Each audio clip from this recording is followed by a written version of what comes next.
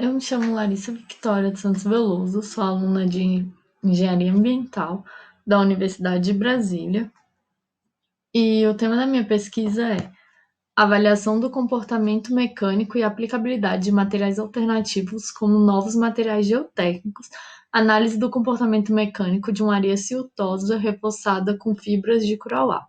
Durante a pesquisa, eu recebi a bolsa do CNPq e eu tive a orientação da professora doutora Michele Daltoi Casagrande e a coorientação do engenheiro ambiental Matheus Machado Lopes. O objetivo deste trabalho é analisar o comportamento mecânico de compósitos solo-fibra após a inclusão de fibras naturais de curauá em um solo arenoso, no qual as fibras foram distribuídas de maneira aleatória na porção do solo, além de analisar as influências dos teores de fibras nos parâmetros de resistência dos compósitos estudados. Para tornar um projeto viável de forma técnica e econômica, pode-se retirar o solo que não atenda às condições de projeto e trocá-lo por um outro material que se enquadre nas características necessárias.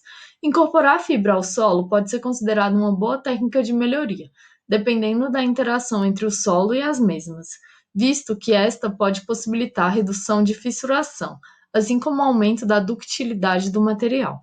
A influência da adição de fibras ao solo proporciona o desenvolvimento de um novo material geotécnico com características próprias, observado pela melhoria das propriedades mecânicas do novo material. Foram realizados ensaios de cisalhamento direto para avaliação do comportamento mecânico dos compósitos solo-fibra.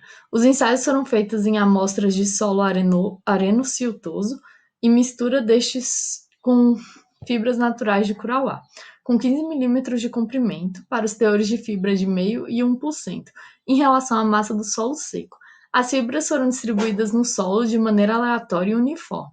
Além disso, vale ressaltar que a densidade relativa utilizada no solo foi de 50%, e as tensões de confinamento estabelecidas durante o ensaio foram de 50, 100, 200 kPa. As fibras de curauá utilizadas como reforço em um solo areno-siltoso, com densidade relativa de 50%, funcionam bem para os teores de fibra de 0,5% e 1%. Porém, para a tensão de 50 kPa, a porcentagem de 0,5% teve um desempenho consideravelmente maior em comparação com o teor de 1% para a mesma tensão.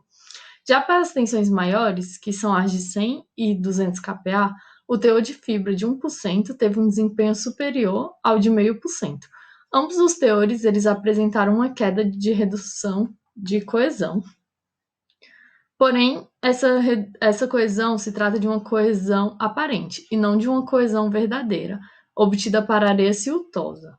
Não apresenta uma perda de resistência com a interseção das fibras, e sim um ajuste gráfico ocorrido devido ao aumento do ângulo de atrito dos compósitos solo-fibra.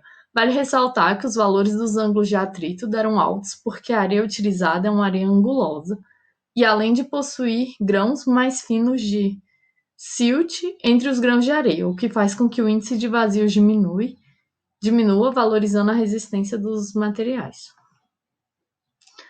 A análise do reforço do solo arenoso com fibras naturais de curauá, Ananas erectifolios, demonstrou-se muito significativo, no qual os resultados mostraram uma verdadeira melhoria no solo estudado, de um ponto de vista geotécnico, cumprindo seu papel na atuação sobre a resistência ao cisalhamento. Quando confrontados os resultados encontrados para os teores de fibras estudados, observa que esses tiveram um desempenho similar, sendo que a porcentagem de 1% teve uma ligeira melhoria. Porém, o teor de fibra não causou influências tão significativas na resistência.